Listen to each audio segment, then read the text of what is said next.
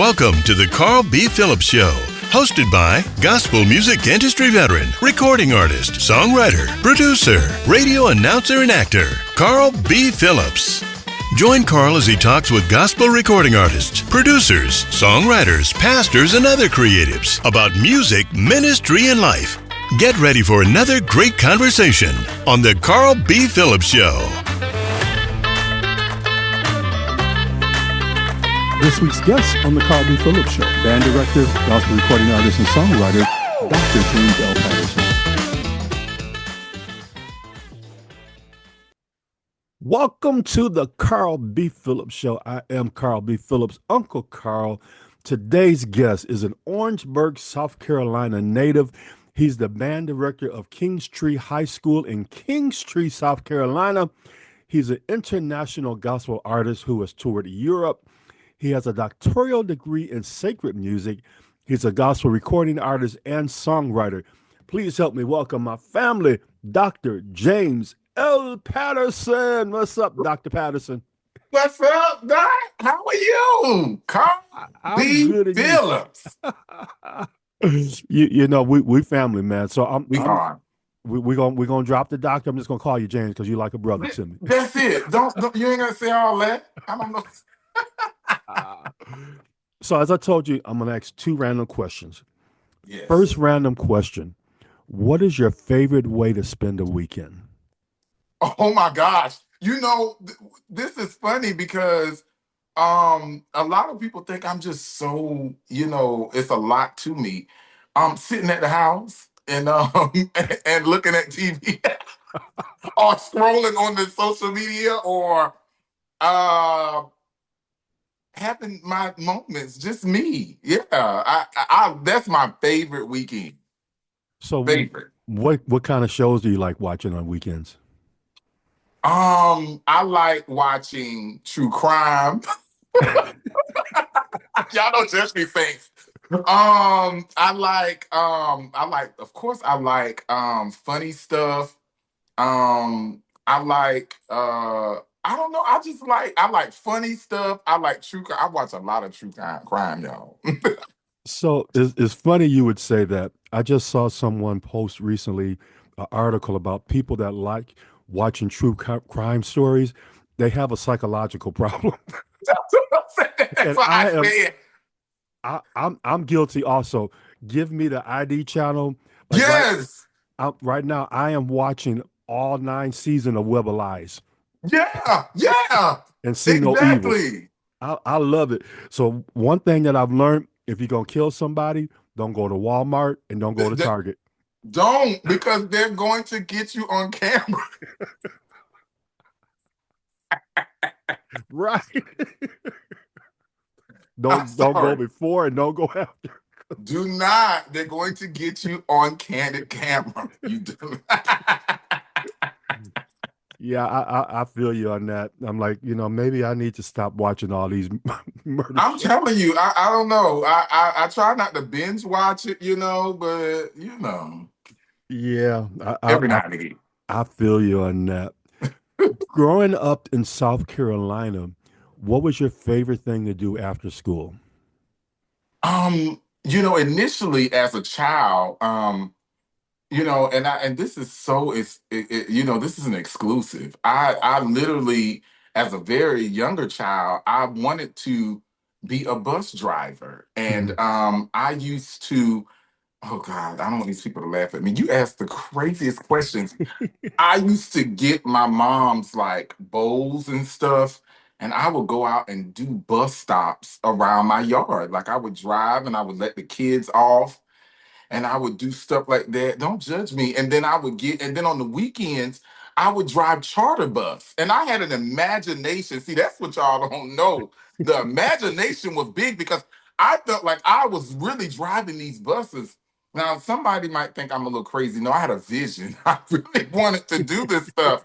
And then I became older and was like, yeah, no, that's not what well, actually, by middle school, I was always a singer, but by middle school, I became an instrumentalist. And and that's when I was like, oh no, your boy is too good at this music thing. He can't be out here just driving buses. You gotta, no. But y'all, I've never driven a bus. You need to experience that once in life. Just Yeah. yeah. Especially, and that was a childhood dream of mine. My mom used to buy me school buses for as toys. Or maybe like when you go on tour, get a tour bus that you can Yeah. drive. Yeah, that would Yeah. be nice. Yeah. Yeah. So that way you can fulfill two dreams. That's true. You That's can true. you can be on tour and you can drive the bus and you can just X that off your bucket list. I could. My mom would probably be so happy about that because she used to think I was like crazy. He's always talking about buses. Wow. What was it? What was Sundays like in your household? Well, my mom, well, it was different because my dad and my mother went to different churches, Hmm. which is probably not traditional, right? And then my dad went to a Baptist church, and my mom went to an AME church, and I mostly went with my mom. I was such a mama's boy. I was the first boy, and she was really like she spoiled the mess out of me. And so my mom, when she didn't work, I went to my dad's church, right? When she worked, I went to my dad's church. And then when she didn't work, I went to her church.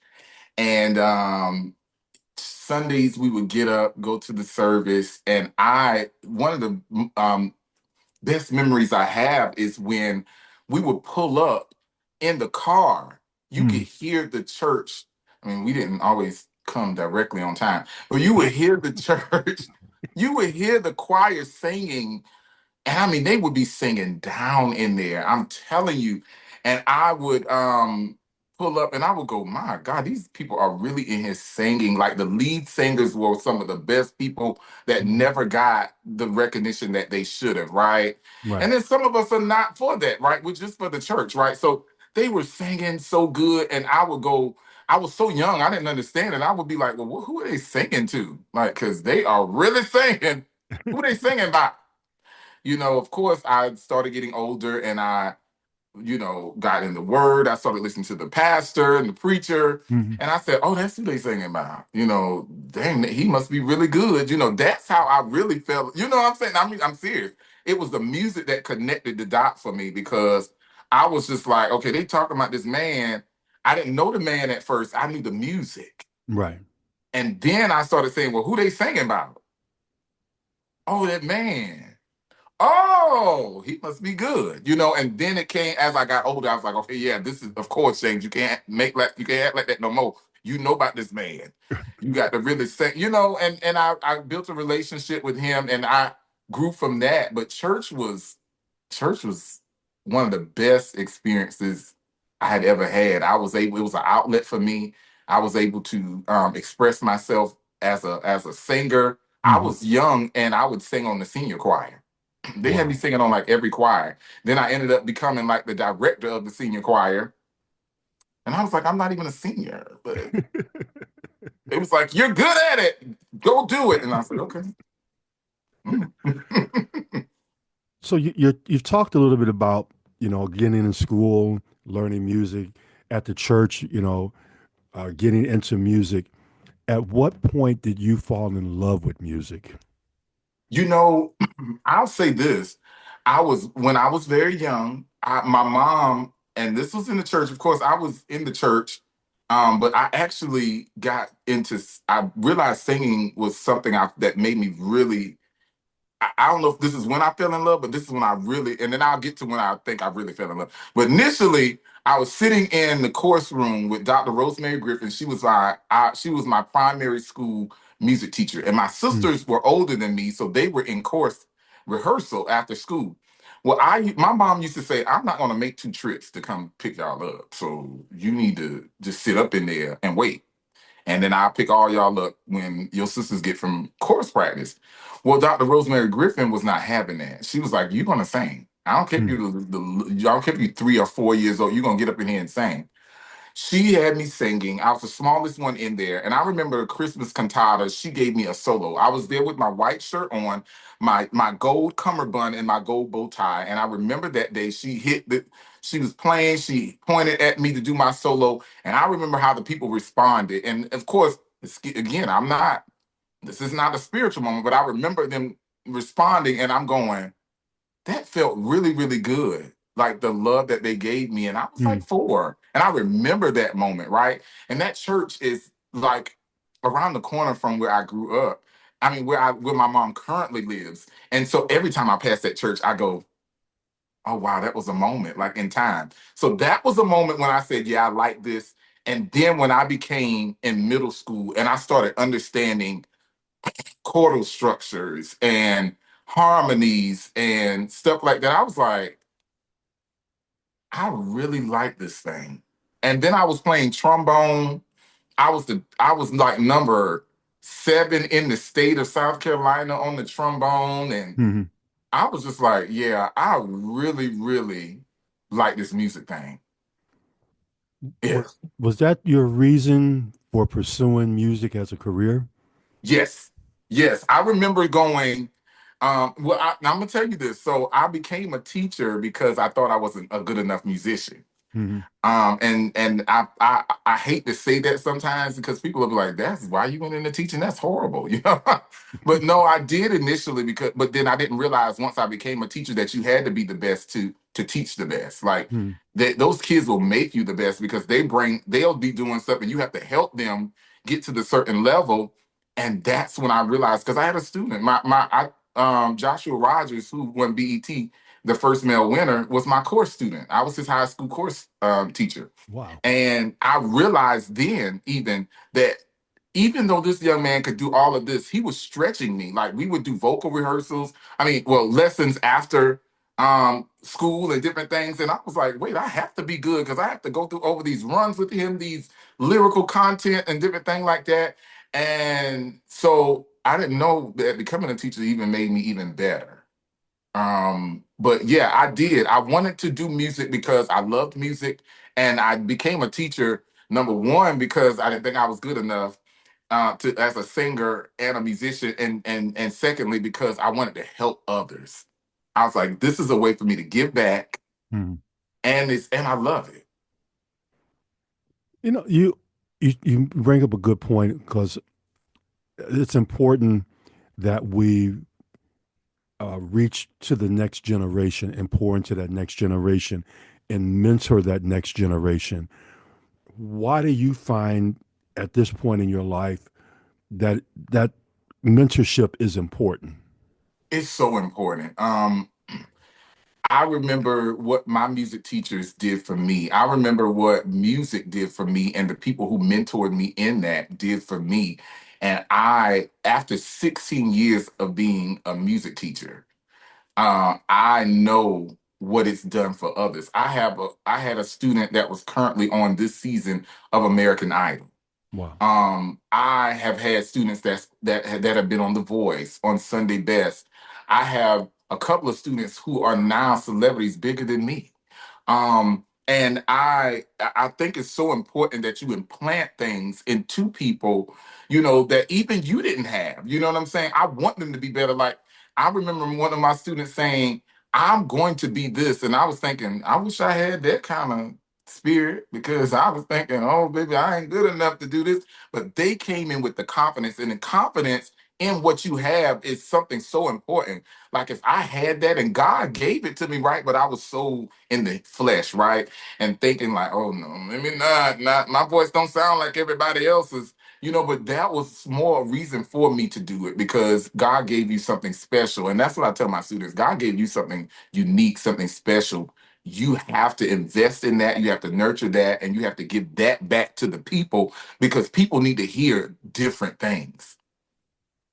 I think you also bring up another great point because a lot of times we don't feel what we have to offer is good. I was interviewing Lisa Page Brooks, and she talked about how because she had a lower register, Yeah. she had to learn her lane. Yeah, yeah, that's true.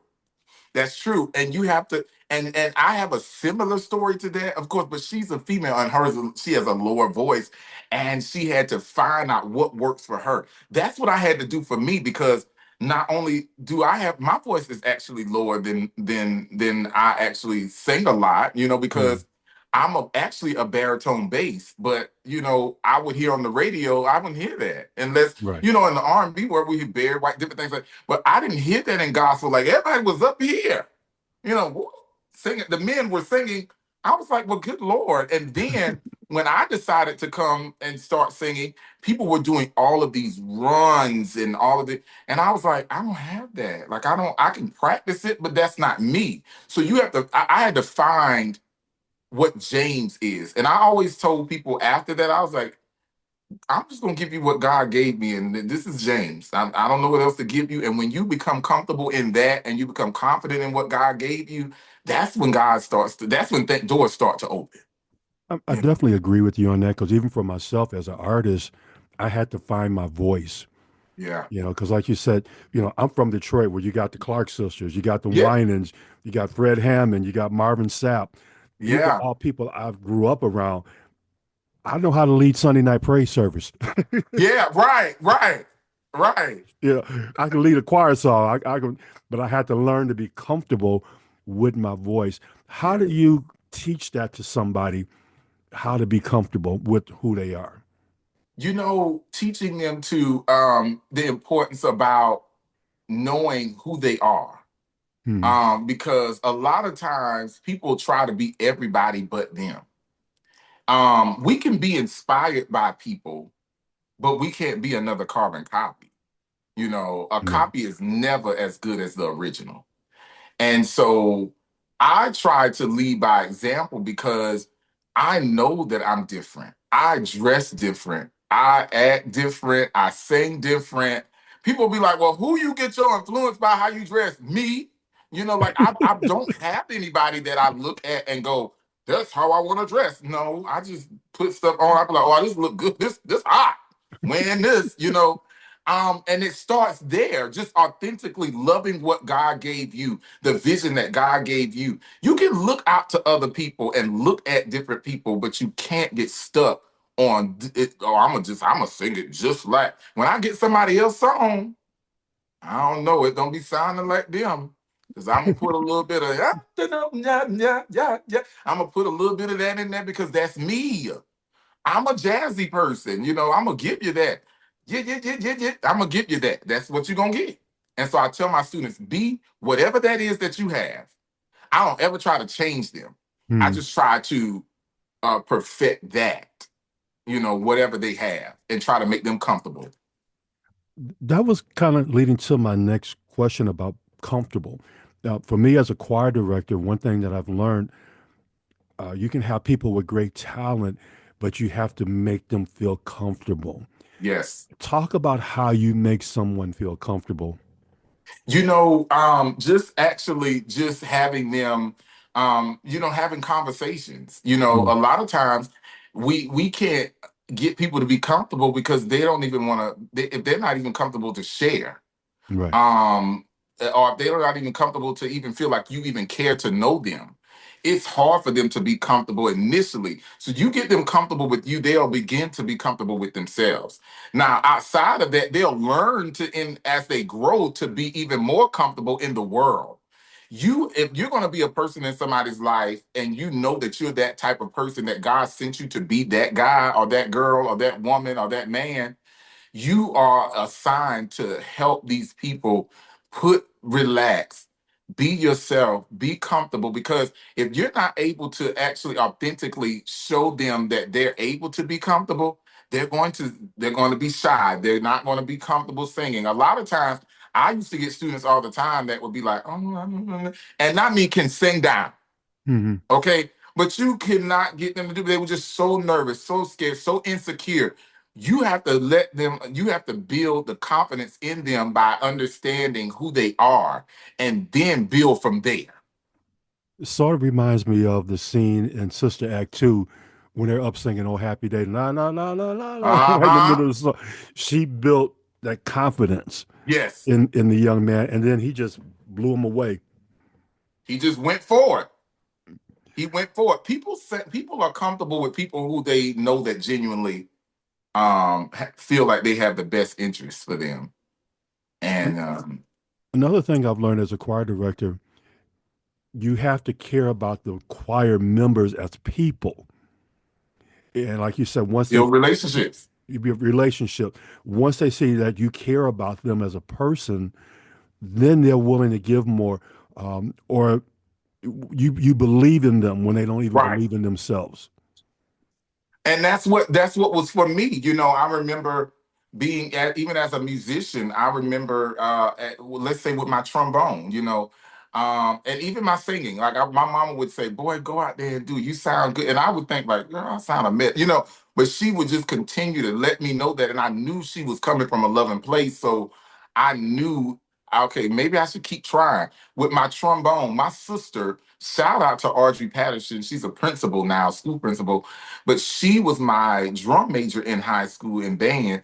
She would make me go and practice in the yard every day. She would Mm. go out and say, just go out and practice. And my sister didn't play trombone, she played clarinet. She didn't know what the heck I was playing out there, but she would tell me to go out there and play it. And because she told me to do it, and I respected my sister, I went out there and did it. Not knowing that because I was on it so much, I Mm. automatically got better just from just going out there and being familiar. The more familiar you are with with your gift or your instrument, whether it be vocal or actual acts, you actually literally are building something with that. And so them pushing me, knowing that they loved me, I was like, God, it's hot today. I don't want to go out and play trombone. But when I got sixth or seventh chair in all state band in eighth grade, and my band director came back and said, I told you he was going to be great. And my sister was like, yeah, I mean, go outside and pray. I just thought, like, these people, okay, all right, I see y'all. I see y'all. I got it. I'm going to do right. So You know, another movie references Karate Kid. Wipe on, wipe off, right. And you wipe. just don't understand. You're like, my God, what are we doing? But it's all a lesson. Yeah. Talk a little bit about the Kings Tree High School band, which you're the Oh my band gosh. director of. Oh my What is God. that experience like for you? It's beautiful. I tell people, I don't know what a Friday night free is. I'm or just relaxing on Friday. I don't know what that means, but when I tell you, these kids keep me young, they keep me hip, they keep me right, and I mean, when I tell you they keep me on my toes, I absolutely love teaching. I've tried to get out of it many a day because of the political parts of it, but my kids are so absolutely amazing. Hmm. They are so gifted. They are so giving. And even though they get on my nerves sometimes, but I mean, every kid does, right? When I tell you I'm invested in that, I don't know what I would do had I not had them because they are such more of a benefit to me than they ever know. Like they think that, oh, Doc is really out here and pouring in us. And I'm like, y'all doing it to me too.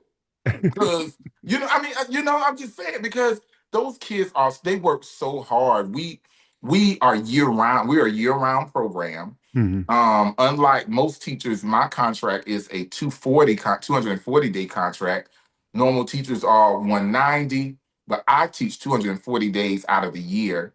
And my band is there too. Those kids are there over the summer. They are there, when people are off, they're there. When people are home on the weekends, we're at competitions, we're at parades, we're at college homecomings. Um, we are somewhere, MLK events, we are community events, we are there. And so these are my babies, and I call them my children because I told the parents I see them more than you see them. So don't play with me. I know how they are. Speaking of all knowing, all 100 of them. speaking of knowing how they are, you have conversations with them on Instagram a lot. Yeah. Talk about some of them Instagram posts when you're dealing with your children. Listen, well, I try to talk to them on Instagram. Don't make me sound unprofessional. I talk to them on Instagram uh as a TikTok type of vibe, as just a fun thing. And it's really started after really after the pandemic, just to kind of make people laugh. if you're not directly in a classroom, you don't necessarily know the stuff that's happening. And people think that it's just like, even when we were in school, it was a lot different, right? Times have changed. And so I like people to be pulled into what really is happening inside of this classroom. I'm telling you, it is insane. I mean, it's funny, but it's insane. And sometimes it's like, whoa. But I think it's a part for me to, and show people that I can be expressive, but then also give them an insight of what's really happening inside the classrooms in 2025, because it's so different. And it is so hilarious. It's funny. It is funny. It's funny. Sometimes in the moment, I don't know it's funny, and I'm just recording, but it's funny. It's funny. After I go back and I do some edits and do some things, I'm like, yeah, y'all are crazy. Yeah. Whoa, crazy, no crazy. Yes. It's fun though. They keep me, like I said, when I said first earlier, they keep me on my toes. You got to stay ready with them. You never know what you're getting from day to day. And that's another reason why I like being a teacher, because you never know what those kids are coming in there with. And a lot of them, of course, they go through things, right? But then a lot of them, you don't know if they coming in there to, Lord, y'all pray for the kids. You don't know if they coming in there to cuss you out. You don't know if they coming in there to make you laugh today. You don't know if they coming in there to bring you some candy and say, Doc, it's going to be great day to day. You don't know what's happening. You just don't know. Yeah. Yeah, I hear this generation. I hear is kind of challenging. It is. It is. I'm 16 years in the classroom, and I was talking to my principal because he's been a teacher. He was a teacher for 9 years, and then he got into administration. Mhm. And I said, baby, I've been in the classroom a long time. I've seen the kids change. When I was in my student teaching, I remember I became a teacher, and then why I became a teacher was because I remember students like me, right? Mhm. And then as I started going to college, they would put me in classrooms, and I started saying, kids starting to act a little different because cell phones became like a bigger thing. And Right. then as I graduated and I started teaching, I was like, whoa, kids are, they're starting to act a little different, because then you had to deal with stuff that we didn't have to deal with. Like you had to deal with social media, because social media was just when it first was invented, it was just for college students, but it wasn't even that when we were in school we didn't have social media, but and really phones. So then these kids, they can get in trouble, they get in drama over social media, and then they come back to the school and they want to fight. Like we didn't have that option. Right. We said what we said, and then that was it. And so it was just a different ball game. And so now today, we are full fledged in the social media era, and yeah, the kids they start stuff in people's inbox and on people's page, and then they bring it to the school, and we're like, hey. And so I'm in school to be a principal. I'm currently in school, and I finish my classwork in June, and I'll be going into my internship in August. So y'all pray for me, because I'm gonna be acting principal, and So you're going to add to your doctoral degree in sacred music. I am. I am. I'm getting another master's, but this one's going to be in educational leadership, principal certification. Yeah. So talk about your degree in sacred music. Oh my goodness. So I wanted to, and I'm looking at it right here. I wanted to get into. I knew I wanted a doctorate, but I wanted to make it special to me, because I have a degree in music. Well, a couple of degrees in music education and music performance, stuff like that. But I said, I want to get into the side of music that I sing, like music that we worship with, and that Mhm. I wanted a better understanding of that. And so the doctorate in sacred music is keying in on why is it gospel music? What is gospel music? What is Christian music? What Mhm. makes music sacred?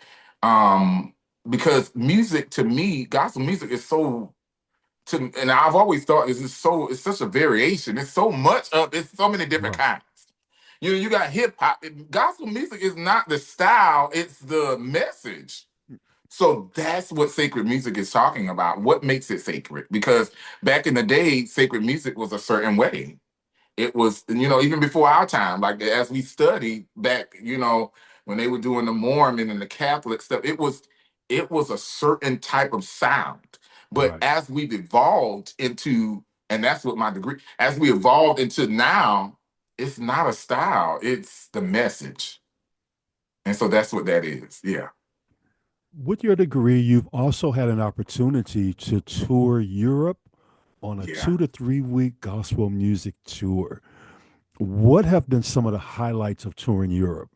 Oh my goodness. First of all, I was able to see people who wanted or thrive or had a desire to understand our style of music. Hmm. They had watched movies like Sister Act. They had watched movies like the Whitney Houston, a preacher's wife. They had watched all of those type of movies, and they were saying, "Why y'all sing so passionately? Like y'all be up there crying and stuff. How do y'all do it?" And then, no, sis, these are questions that they ask when you get off stage. You're like, what are you? Why are you so passionate? What for? And so I remember doing a workshop there and kind of talking about it. It's just that alone says so much to me because we don't ask those type of questions here. We just go to a midnight musical. We just sing at the church and hallelujah, praise God. We don't. Those people desire to want to know beyond the music. What's going on in here Hmm. that's making you sing that like that? Because you're singing. You're really singing that thing. That was special for me. And the response that they gave, and they would be, no matter what venue I was in, I would be in small venues. I would be in venues of 10,000 people. And even the smaller venues, it would be freezing, and they would have the cathedral door open, and the people would be at the door with their cameras trying to see me from outside, and they don't even Wow. know me. Like I'm like, I don't know who I am. I'm just James. Y'all don't know me. But they wanted to see what I was singing, who I was singing about, how I was singing, and why I was singing that. Hmm. That was my first highlight. And then the year after that, I came and I sung for the Pope in 2019 at his Christmas special at the Vatican with so many pop stars like Larissa. And I also had an opportunity to sing with Lionel Richie. And it was beautiful. I met him, Pope Francis, and since then, it's really blown up. I've gone to Spain and Croatia and Italy and Tenerife, and it's just I'll be over there all month, just flying and trains and bus and van, and it's so much. It's fun though. It's fun. Let's do another random question. Wow, If you could have a conversation with your future self, what would you ask? wow. What would I ask? Ooh, that's a good one. Um, I would ask myself, James, are you ready for what God has for you? And the reason I would ask that is because I've been told that I was going to do these different things and I didn't believe it. Hmm. Um, People would tell me, James, you're in your way because you're not confident. God has already told you this multiple times, but you're Right. in the way.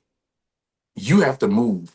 And so I would ask myself that question because if you're not prepared for whatever God has for you, you're Hmm. not going to be able to get to the level that you need to be. And there Right. were times I didn't start doing it until God said do it, right? But then even when I did it, mentally I wasn't telling myself I could do it. Like God was like, James, it's time. All right.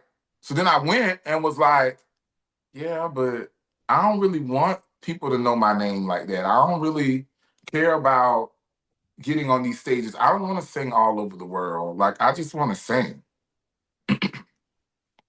And God was like, yeah, but that's what I'm calling you to do. And I'm just like, God, who told you to do all that? Like, I don't want to do. No, I'm being serious. Like, I'm like, no. You know, and there are people that desire that, right? And I won't say that I fully didn't kind of see it, but that's not what I fully desire. Like, I was like, I'll be okay. You know, because in reality, what people don't know, and they look at my social media, I'm really shy. Like, I'm an introvert. I told you what I like to do on the weekend. I am just a homebody. But so to be in front of the people like I had to be or I have to be, it's a lot. It takes a lot out of me. And so I would just say, James, get if you want to tell me any advice, James, get prepared for what you need to be getting prepared for. Because God already told you what you got to do.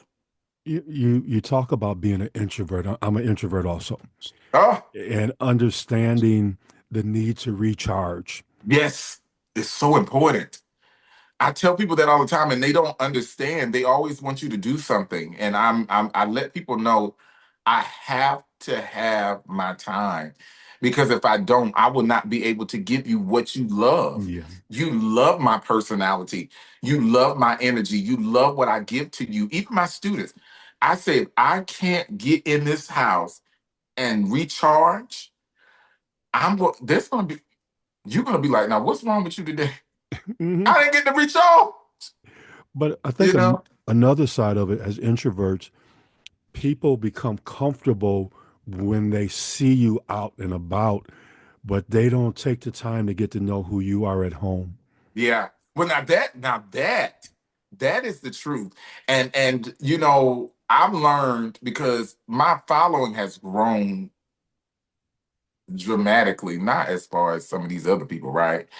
But I have almost 40,000 followers on Facebook alone. Hmm.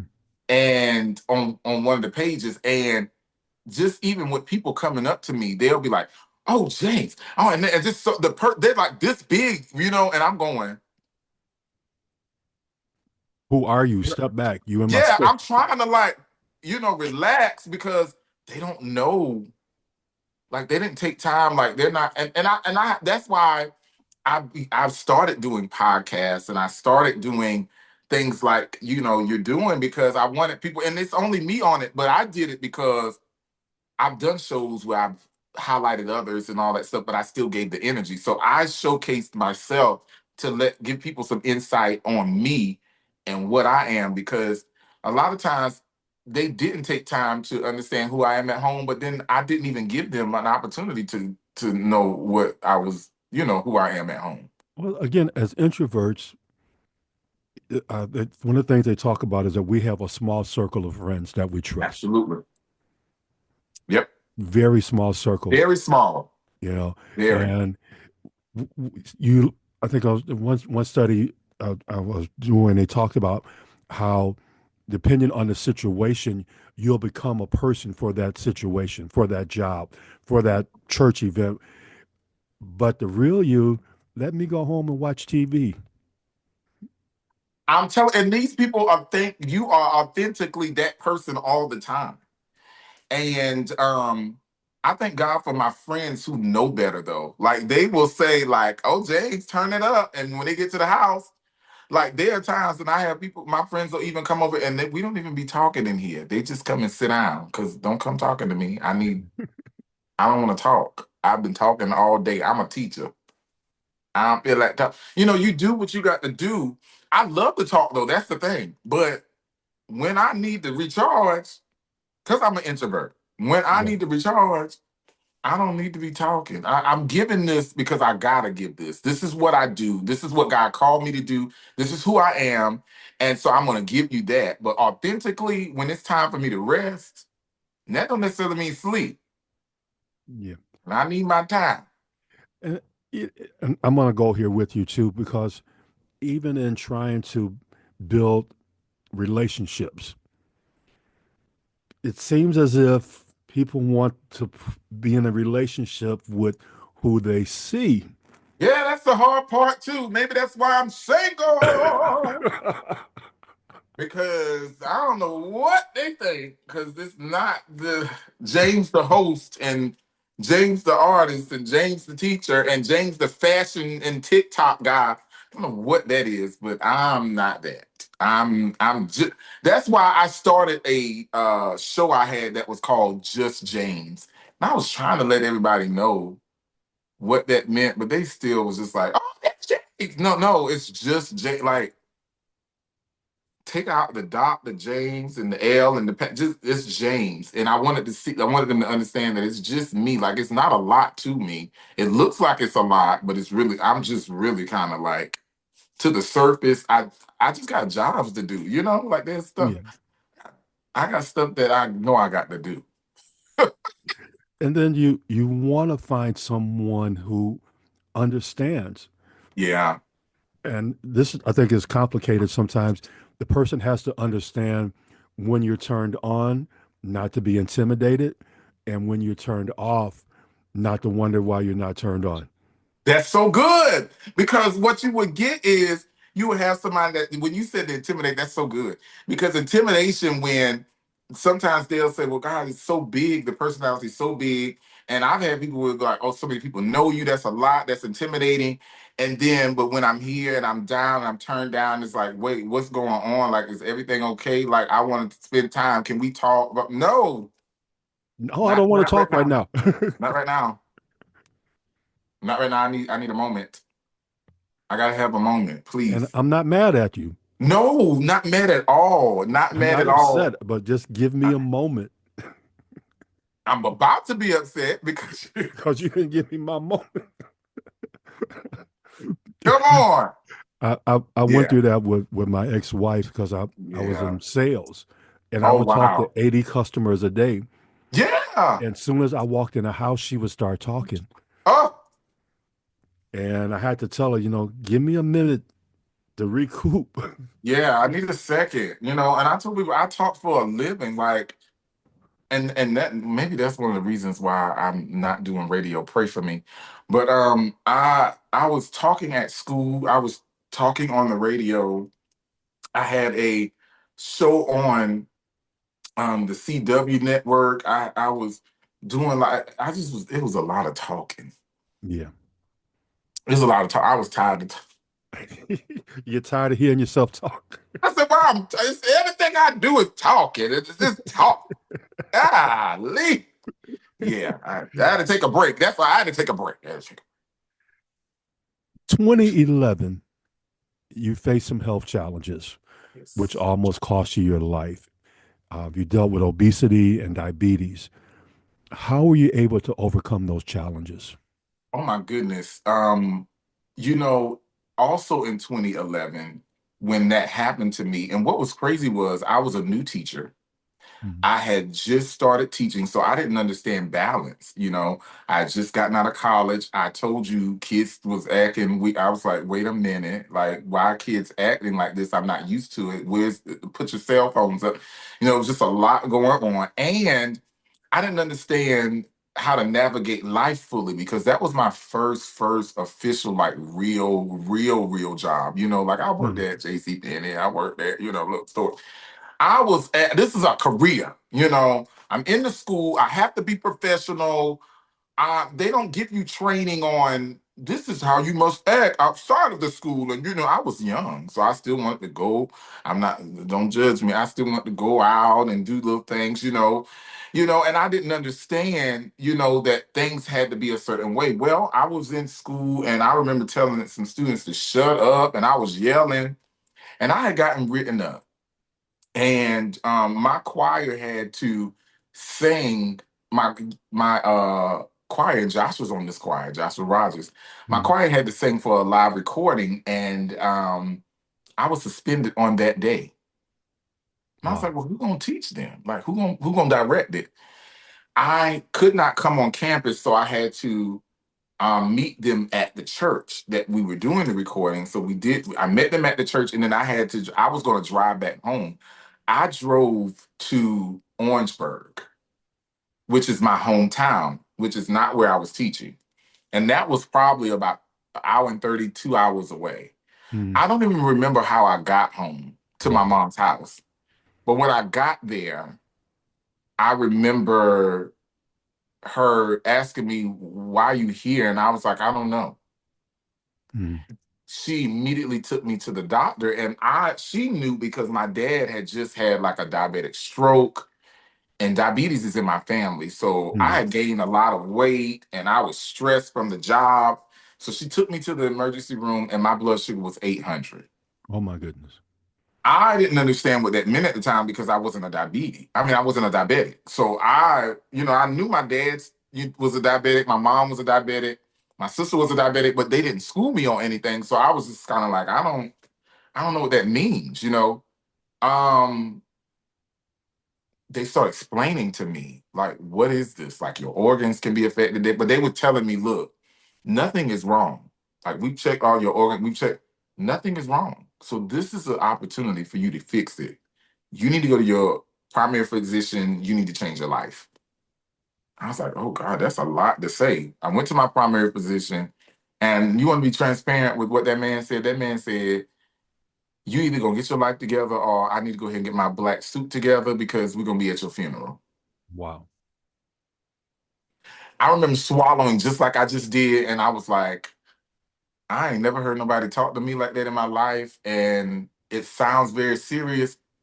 And so I went on a life change. My mom is this is not blaming my family, but we all know as a people, and then especially in the South, there's a certain way that we eat, and and so my mom is a soul food cooker. She actually has done this my whole life, and not just in the home. She does it professionally in restaurants. Always have. Mm. So I just basically stayed away from my family for 6 months, and I lost like 300 pounds. I came back home, and my mom was like, "What is going on? Why do you look like that?" Like she was like, "You okay?" And I was like, "Yeah, I'm no, I'm off my diabetic medicine and blah blah blah and blah blah blah." And she was like, "Oh my God." So fast forward to now, same same situation. I pulled up a little weight because I had gotten really skinny, and so I'm in a healthy weight. But I encouraged my whole family, like my everybody in my family lost weight. My older sister has lost weight. My other sister under her has lost weight. My mom lost weight. Mm. Now, unfortunately, my dad was already so ill that he passed from it. But everybody else, and my brother was a diabetic. He lost weight. He's younger than me. And so majority of my family and my siblings and my mom, we all lost weight. So if it had not been for me saying, you know what, I'm going to set an example and show them that we can do it because we had just, my mom lost her grandmother from diabetes. My mom, she died having her and my mom's twin. So Mm. and it was all from diabetes complications. So I was like, somebody has to um stop this, what they call it, like a family curse. It ain't no family curse. We just got to do better. We just got to do better. We got to do better. In doing my research, I came across a website called Spreaker.com. And on the website, it said, following those health challenges, with the support and encouragement of family, his artistry was birthed. Yeah. Talk about how what you faced led to the beginning of your recording career and your debut single, Better Is on the Way. Listen, so I grew up listening to my mom is such a beautiful singer, but she will not sing in front of people. She's so shy. But my dad was so confident, and he was not a singer. Mhm. He was so confident. He was always leading songs, and he didn't need to lead them. So I took both of that, right? My mom singing good, my dad's confident, and okay, I'm gonna mix that and make me something. And then I had sisters who could sing amazingly, but never wanted to sing professionally, but just could sing. And I was like, they are so good role models for me to follow, right? So I watched them growing up. I remember them. My sister was my choir director at church, and Mhm. then she ended up passing me the baton. Was like, okay, I've done all I can do. You in the music thing, you going to school for music. Here you go.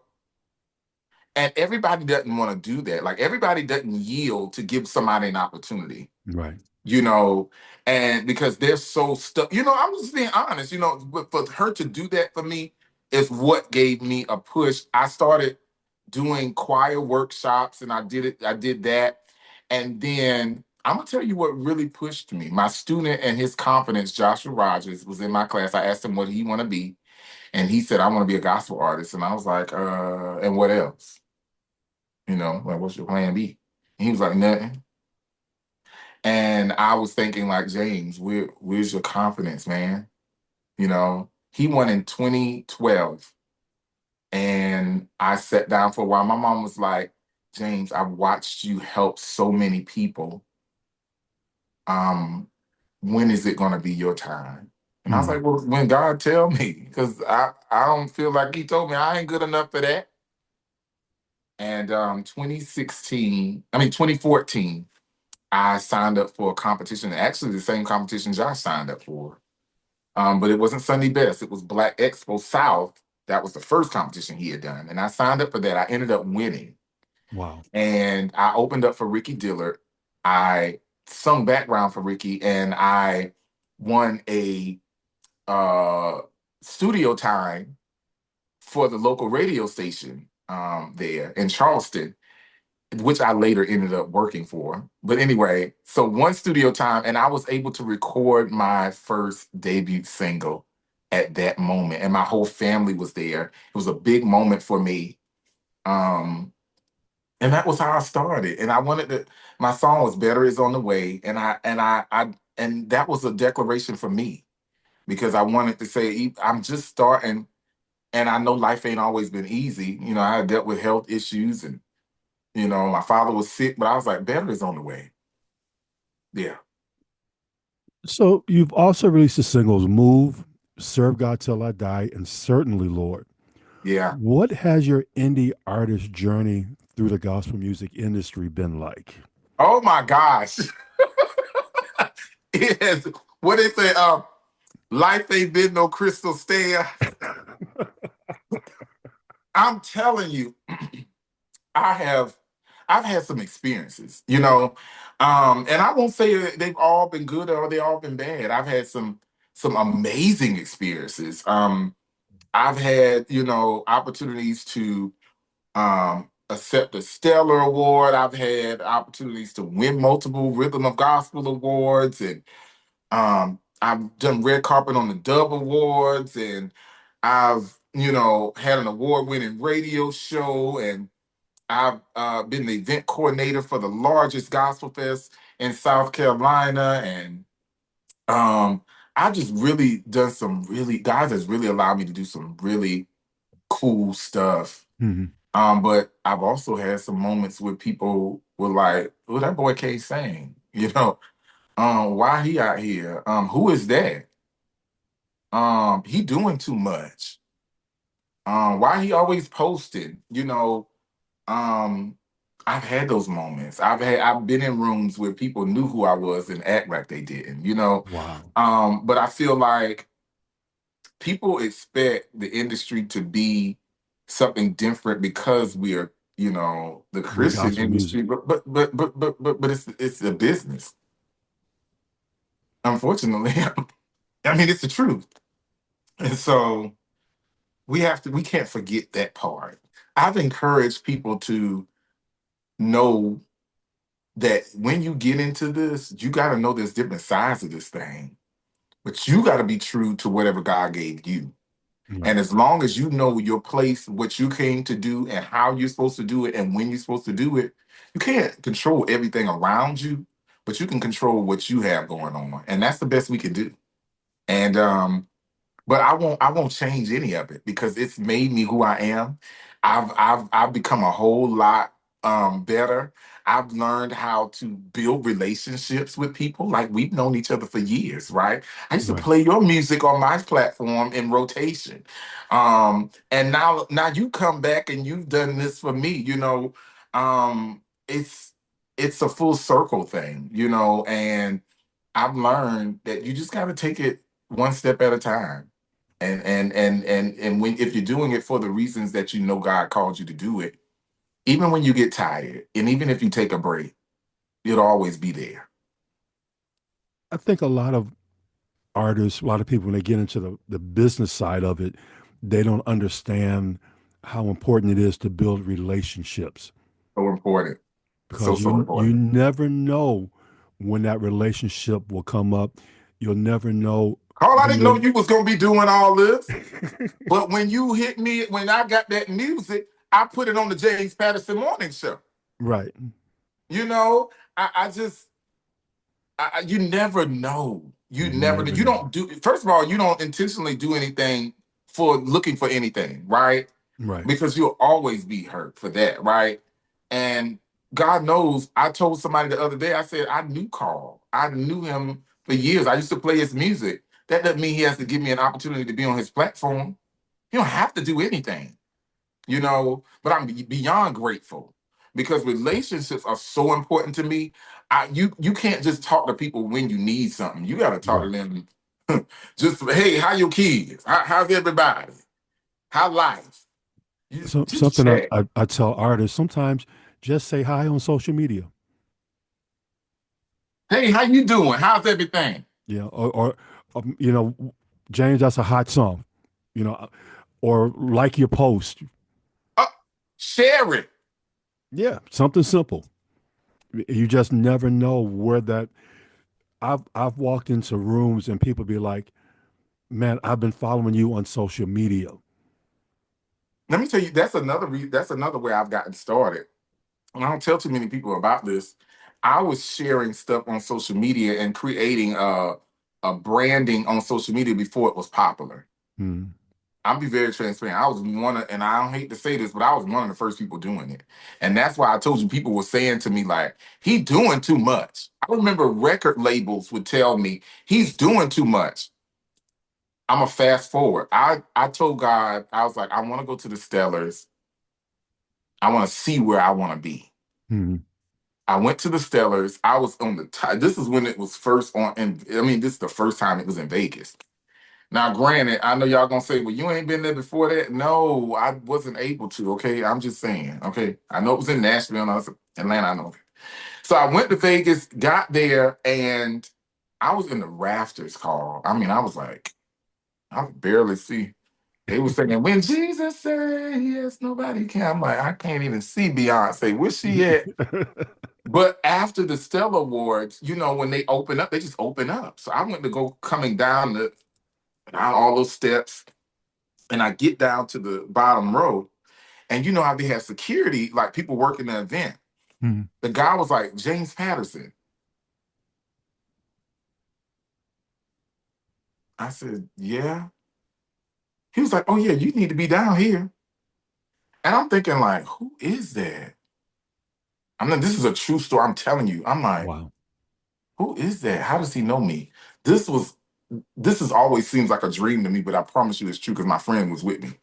So I come down, I'm walking around, and I went to get ready to talk to somebody. I was trying to talk to some different artists Hmm. because I'm trying to get some pictures. This is my first time. Not understanding, I'm just young, right? Don Jackson, I lied to you not, was like, James Patterson. I said, okay, now wait a minute. Like, everybody don't know my name. He was like, I know you. You post in the Stellas group. I see your stuff all the time. Now, this is when people were not doing it like that. Right. So they were approving based off of, like, okay, we're gonna approve it. We're gonna approve. So he kept seeing my name. He's like, hey, I see you all the time. Wow. Huh? Fast forward, I'm walking. Kurt Franklin sees me and says, he's talking to radio host. Oh my God, he's out of New York. He's gonna kill me if I don't know his name. He's out of New York. Oh Lord, I'll think of it later, maybe. So he's talking to him and he's saying, Kurt Franklin looks at him and says, James Patterson, that's who you need to know. So he stops interviewing Kirk and comes to me. Wow. This all happened in that day. Now, that was the end of that, right? But I all thought that was all way too much. For me to not, they didn't know fully what I did, but they knew my name. And from then on, doors open. I started working with the Stellars. I was doing stuff with staging and doing different things. And God opened up doors so widely after that. And it's just because I took a chance. I paid the money. I got on the plane. I got in. I got to the Stellars, and God did the rest. I didn't do that. I didn't know those people to that level. I had seen Kirk before because I had worked. I had been at Sunday Best, with that kind of stuff. But I didn't know. No, I didn't know he was gonna remember my name. Wow. And these people would know. I don't know, A little earlier, you talked about you took a break dear. because of things that were happening in life. Yes, But now you are back. I'm back. You recently released a new song that you've written called I Believe God. What's the story behind the song? Listen, 2020, was during the pandemic, Mhm. and I had lost my father in December. I had been Mhm. going on tour. I had just sung for the Pope, Stellar Awards. I was at the top of my career. I had accepted a Stellar Award on TV, and people were asking who I was. And my songs, I had two songs that were in the top 20 on the Billboard charts. And I mean, but I was working at JC Penney trying to pay the radio servicer, and I was teaching, and I was taking care of my daddy, and I moved out of my house, lived in my mama's house, and I was like, God, I believe I got to figure this out. And the song started with I was just it's just the chorus of, I believe God. I already had that, right? And then I was like, when I started going through all that other stuff, the lyric came trusting and believing, because I had to figure out, like, God, I'm trusting and believing you, even though I don't know what's going on. It's a lot going on. A pandemic. I had just came back from Italy, and they told me somebody had COVID-19 and in Italy, and I was just getting off the plane from Wow. Italy. So I'm like, okay, what is this? Then they shut down the whole world. My dad is very ill. I have to move from out of my house, go into my mom's house, help her take care of my dad. I'm traveling when I can. My song is in the charts. I'm feeling like I'm having some level of success, but then there's so much going on at home. And that song was birthed then. I Mhm. didn't release it then because, well, I did release it, but then I didn't really release it, right? Because it was a pandemic. I was releasing, but I didn't really push it.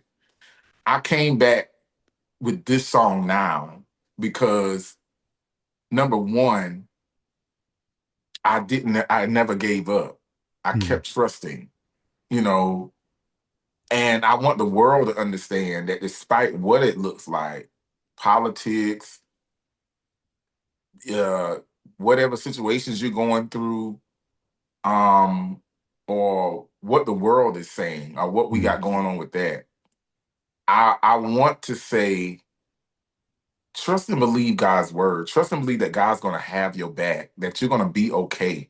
Because I've been in spaces during that time that I took that break where I was low. I didn't know why I was here. I was trying to figure out, well, God, why I'm still here, you know? And this song is a declaration of saying, God, even through those moments, I still trusted you. That's why I'm still here. I still believe in you. I still know what you're saying is true. The words that you said over my life is true. The things that you have planned for me is true. Right. And that's what this song is saying. I want everybody to know, don't lean on yourself. You gotta lean on God, because he got it. He got everything in control. Yeah. Who were some of the people you worked with on the song? Oh, I had some amazing people. I had a amazing artist that I met years ago named Johnny Wimbush. He's my birthday twin. And he is an amazing artist on his own, but he did the background vocals, and he put it to life because I just had the bare basics, you know. Um, and so I did that, and then I worked with a young lady who, she didn't want her name said, but she was with American Idol, and she helped me kind of finesse and work some of the parts of the song. And then my producer and my MD, Jermaine. Eric Holmes, which we call him Two Fingers because he plays the bass with two fingers when he kills it. He plays it like a lead guitar, and he put that song. He gave me that rock beat to it. I wanted something really fun because I've sung all kind of songs, right? But I wanted this one to just I wanted people to be smiling while they're singing it. I wanted them to be able to roll their windows down, put their sunroof back. And then I also wanted them if they could do that, right, but then they could also sing this as praise and worship in the church on Sunday morning. You know, I wanted to remind them of freedom and I'm chasing after you. I just wanted to give that vibe to them. Those are songs that's a declaration, right? But it's Right. also kind of fun. Yeah. Yeah. So what's next for Dr. James L. Patterson?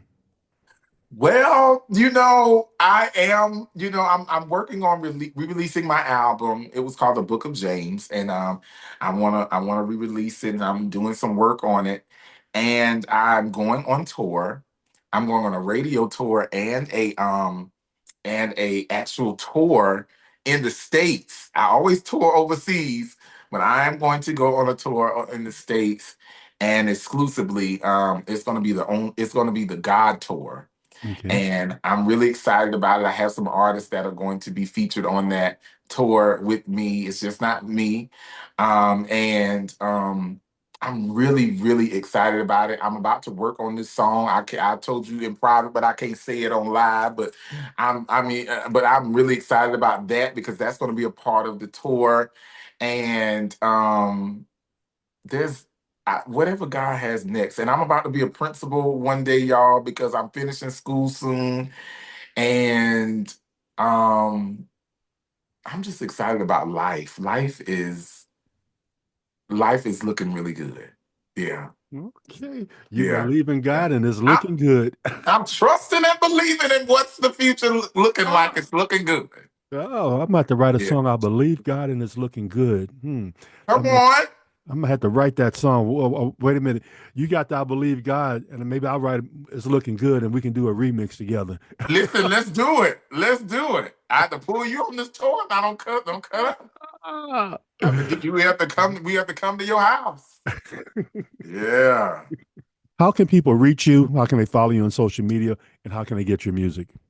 Listen, you can follow me on social media at Dr. James L. Patterson on Facebook. If you want to go on the other outlets, it's I Am Just James TV.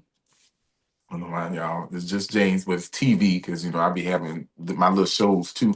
And then y'all know, like I like TikTok, so y'all got to follow me. I'm a teacher talker, so y'all follow me if you want to laugh. Y'all ever heard Carl? He said I'm funny. I found out, Carl, that I was funny in school, and I used to get mad at people because they were always laughing at me, and I was like, I ain't even trying to be funny. Why y'all laughing? And but they were just, I just found out that they not like laughing at.